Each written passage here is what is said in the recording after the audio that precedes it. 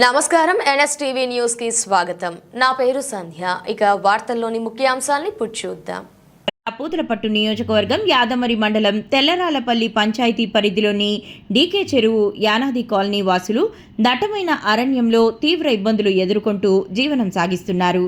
తాత ముత్తాతల కాలం నుంచి నివసిస్తున్న ఈ కాలనీలో సుమారు 20 యానాది కుటుంబాలు నివసిస్తున్నప్పటికీ ఇప్పటికీ రోడ్డు, తాగునీరు, విద్య, వైద్య సదుపాయాలు అందుబాటులో లేవని గ్రామస్తులు ఆవేదన వ్యక్తం చేస్తున్నారు.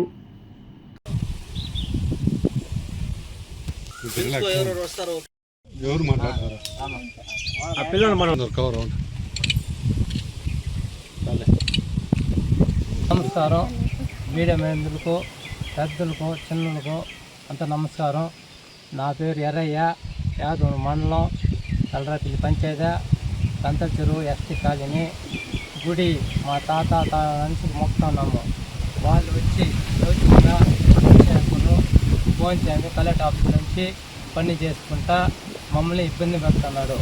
యాడికైనా పోతారా ఫాలో చేస్తున్నారు. వేలవాళ్ళు ఫాలో చేసి వాళ్ళని చంపేస్తే ఆ ఎస్టీ కాలనీ ఎవరు లేదు అని చెప్తున్నారు. దానికి మాకు దయచేసి ఎంఆర్ఓ వాళ్ళు కానీ, కలెక్టర్ కానీ, ఆర్డీ ఆఫీసులో కానీ మా కాగితంలో ఎత్తలేదు. ఎస్ఐకి ఇస్తే దాని కింద పెట్టేసినాడు. గుడి 2 పాలు కాల్చేసినాడు. దాన్ని చెప్పినా దాన్ని పట్టించుకోలేదు. దానికి ఇప్పుడు నాకు దయచేసి నా గుడికి తాళం వేయాలి. ఎన్ని సంవత్సరాలు మా అమ్మ తాత కాల నుంచి ఉన్నాయి. అది మనకు తెలుసు. ఇప్పుడు వచ్చి వాళ్ళు కలెక్టర్ ఆఫీసులో పని చేసుకుంటే వాళ్ళు బలితో అయ్యగారితో బలితో మమ్మల్ని కొట్టుకొస్తున్నారు. దీనికి కలెక్టర్ గారు వాళ్ళందరూ నాకు దయచేసి మంచి చేయాలి. అందరికీ నమస్కారం. మాది చిత్తూరు జిల్లా యాదమరి మండలం కంతల చెరువు గ్రామం ఎస్టీ కాలనీలో నివసిస్తూ 50 ఏళ్ళుగా నివసిస్తున్నాము. మాకు మా తాత మా ముత్తాతల నుండి ఇక్కడ గుడి ఏర్పాటు చేయడం, అమ్మవారిని నిలపడం జరిగింది. ఇప్పుడు దౌర్జన్యంగా మాపై గుణశేఖర్, గోన్స్వామి కలెక్టర్ ఆఫీసులో పనిచేస్తూ మమ్మల్ని దౌర్జన్యం చేస్తున్నారు. మాకు ఎటువంటి ఇబ్బందులు, మాకు ఎక్కడ పోయినా మాకు న్యాయం జరగలేదు. మాపై దయించి కలెక్టర్ నుండి మాకు న్యాయం జరగాలని మా ఎస్టీ తరఫు నుంచి అందరూ మేము ప్రయత్నిస్తున్నాం. మేము మా ఎస్టీ తరఫు నుంచి మేము న్యాయం కోరుతున్నాం సార్. నమస్కారం. చిత్తూరు జిల్లా యాదమరి మండలం డీకే చెరువు ఎస్టీ కాలనీ. మాకు ఇండ్లు కట్టినప్పటికీ మాకు తెలీదు. పెద్దోళ్ళ కాలాల నుంచి మాకు దేవుని పెట్టింది మాకు తెలీదు. మమ్మల్ని ఏం చేస్తారంటే ఎర్రోళ్ళు ఈ దావులు వస్తారా, మీరు వచ్చేటి పూజలు చేస్తారా అమ్మని మమ్మల్ని దుర్మార్గంగా ఆడవాళ్ళు పోతే ఆడవాళ్ళు పట్టేసేది, కొట్టేది, నాశనం చేసేది. మమ్మల్ని ఈ దావులు రాకూడదు. మరి పిల్లలు పోతే పిల్లలు తరిగిపోయేది. వాళ్ళు బడికి వెళ్ళలేకుండా కైల్లో పడిపోయేది, ఆడబడిపోయి ఏడబడిపోయి తనకలాడుతూ పోతున్నారు. మాకు దారి లేదు. మాకు గుడి కట్టించిన దానికి మేమేదో పెద్దోళ్ళ కళ నిలిపి మేము గుడి చేసుకుంటున్నాము. మాకు అంత మాత్రం తర్వాత లేక మేము గమ్మున అయిపోతే పెద్దోళ్ళ నుంచి మనం చేసుకోకుండా కాదని చెప్పి మేము చేసుకుంటున్నాము. మమ్మల్ని ఏం చేసినారంటే మీరు చేస్తున్నారా, మీరు చేయకూడదు, మీరు అక్కడ ఉండకూడదు. పెద్దోళ్ళు ఉన్నంతవరకు ఏమనలేదు. పెద్దోళ్ళు లేకుండా పోయే కొద్దికి మమ్మల్ని ఇప్పుడు పట్టించే కాడికి వస్తున్నారు.